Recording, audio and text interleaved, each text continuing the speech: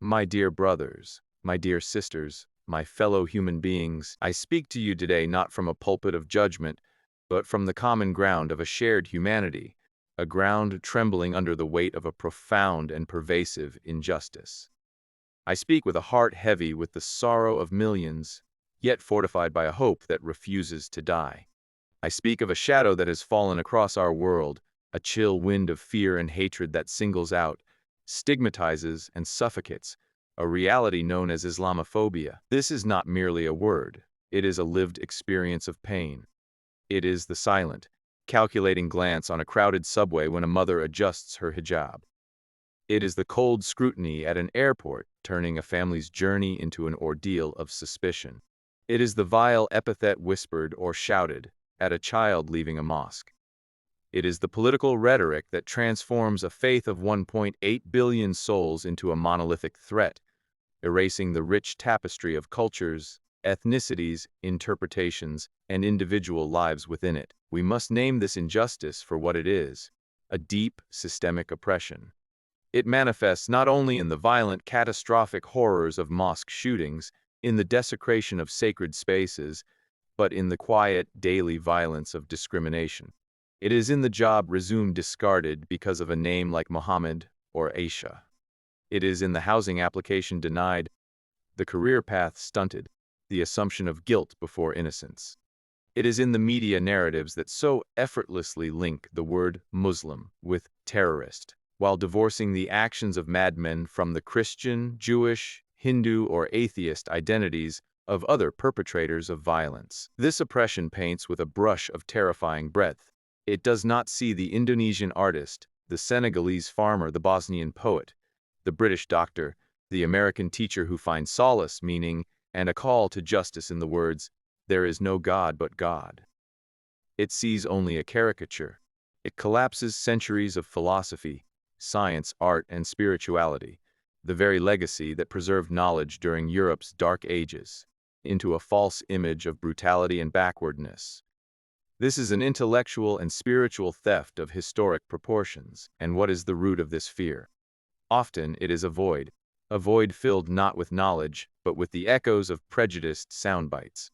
It is the failure to see the core of Islam, a message that begins with, "In the name of God, the most merciful, the especially merciful." It is to ignore the Quran's decree that there is no compulsion in religion, and that to kill one innocent soul is as if one has killed all of humanity. It is to forget that the very word Islam comes from salam, peace, and from silm, submission to the divine will, a will that commands justice, charity, humility, and respect for all of creation. So how do we heal this sickness? How do we dismantle this architecture of oppression? The task is monumental, but it begins with a single, deliberate step in a new direction. First, we must restore sight. We must combat the blindness of ignorance with the light of encounter. We must move beyond the headlines and into each other's homes, community centers, and hearts. Mosques must open their doors not just for prayers, but for shared meals, for interfaith dialogues, for town halls. And we, all of us, must have the courage to walk through those doors, ask questions, listen, break bread, see the laughter in a Muslim family, the dedication of a Muslim student, the grief of a Muslim parent who has lost a child to the same violence extremists purport to commit in their name. Humanity dissolves hatred. Second, we must reclaim the narrative. We must demand responsible media. Challenge editors and producers when coverage is biased or sensationalized. Celebrate and amplify the voices of Muslim writers, filmmakers, activists, scientists, and comedians. Support Muslim storytelling in all its forms. Let the world hear the symphony of Muslim experiences, not just the discordant note of fear. Education is our sword and our shield. Integrate the profound contributions of Islamic civilizations in mathematics, medicine, astronomy, literature into our school curriculums. Teach not just about the Crusades, but about the Cordoba of Convivencia, where Muslims, Jews, and Christians built a civilization of light. Third, we must wield justice unflinchingly. We must call for and support legislation that robustly prosecutes hate crimes, that challenges discriminatory policies like travel bans rooted in prejudice, and that ensures equity in workplaces, schools, and public institutions. Silence in the face of injustice is complicity. When you hear a Islamophobic joke, a slur, a stereotype, you must speak. Your voice, as a non-Muslim ally, holds a unique power.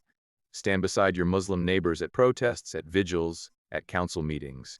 Make their struggle for dignity your own.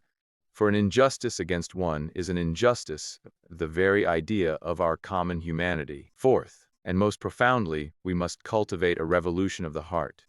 This oppression will not end through law alone. It will end when we individually and collectively examine the hidden biases we harbor. It requires a spiritual and moral courage to uproot the seeds of prejudice planted by a fearful world. It requires the empathy to imagine walking in another's shoes, to feel the sting of their humiliation, the weight of their constant, low-grade anxiety. We must build a culture where difference is not merely tolerated, but cherished as essential to the human mosaic. To my Muslim brothers and sisters, your patience is legendary, a testament to your faith. But patience is not passivity. Continue to be, as the Quran exhorts, the best of people, enjoining what is right, forbidding what is wrong. Lead with your exemplary character, your resilience, and your unwavering commitment to peace.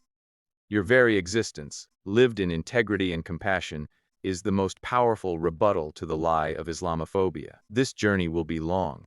There will be setbacks. The shadow may lengthen before it recedes. But I have faith. I have faith in the young people of all faiths and none, who are building bridges on social media and in their communities. I have faith in the mothers who teach their children to love, not fear. I have faith in the power of truth, persistently and lovingly told. We are at a crossroads. One path leads deeper into the thicket of fear, division, and collective shame. The other, though steep, leads to the higher ground of understanding, shared dignity, and true peace. Let us choose that higher ground. Let us be the generation that said, no more. No more to the scourge of Islamophobia. No more to the injustice against Muslims. Let us replace fear with friendship, suspicion with solidarity, and oppression with a just and lasting peace. For in the end, this is not about saving Muslims alone. It is about saving our own souls. It is about saving the soul of our nations and the soul of our world from the corrosive poison of bigotry. It is about affirming, finally and completely, that the God of all creation, known by many names or by none, looks upon the heart, and in every heart that seeks goodness, justice, and mercy, there God resides. Let us begin the healing today. Let us begin with a handshake, a shared meal, a courageous conversation, a stand for justice. Let us build a world where a Muslim child can walk to school, a Muslim woman can ride a train, a Muslim man can pray at his workplace, in perfect and unquestioned safety, dignity, and peace. That world is possible. It is waiting to be built. Let us build it together. Thank you for watching, and don't forget to like, share, and subscribe. God bless you all. Wa assalamu alaikum.